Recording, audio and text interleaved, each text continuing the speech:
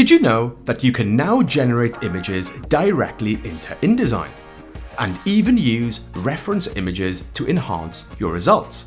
Want to learn how? Then check out this pro tip. With the document open, the first thing you will need is to have the text to image panel open. Come up to Window, scroll down and click on text to image. Now in this example, I want to generate an image of a bowl of tomato salsa for this recipe over on the right. So with my image frame selected and the panel open, first type into the text prompt for what you would like. In this instance, I'll type in a bowl filled with tomato salsa, set on a wooden table surface. Around the outside is garlic, limes, coriander and cherry tomatoes. Once you have your description, click Generate.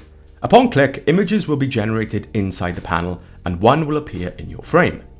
Now, if you're not happy with your initial result, you can keep generating by hitting the Generate button or tweak your prompts to refine your search and generate more. Each time, you will generate more examples in the panel.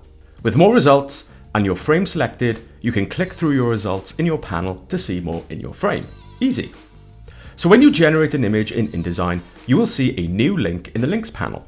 Here you can right-click and reveal the image in Finder, where you can either leave it there or copy and paste it somewhere else on your computer. This is now an image file you can work with. So that's the simplest way to generate an image. This time, if we click the Advanced button, a menu will open where you will have a lot more options to generate an image. Here you can set the custom aspect ratio, set a content type, and customize your image. So this time, I'll type in the same prompt, I'll choose an aspect ratio, and this is where it gets more interesting. For example, for content type, I'll click on Art, I'll click on Style Effect, and here we have a huge range of styles we can click on. In this instance, I'll come down and click on Origami and click Generate, and the results will be far more stylized. Back into Advanced, in the Styles option, you can click more than one to mix it up a little. This time, I'll go with Pop Art and Layered Paper. Click Generate, and up will come some further styled examples. So keep in mind, you can play around with these to get more specific styles. Now one last example, and this is where it gets really cool.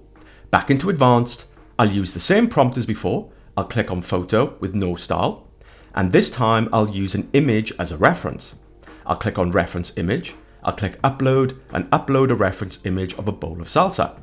Click Generate, and the results should be more specific to the reference image. Awesome!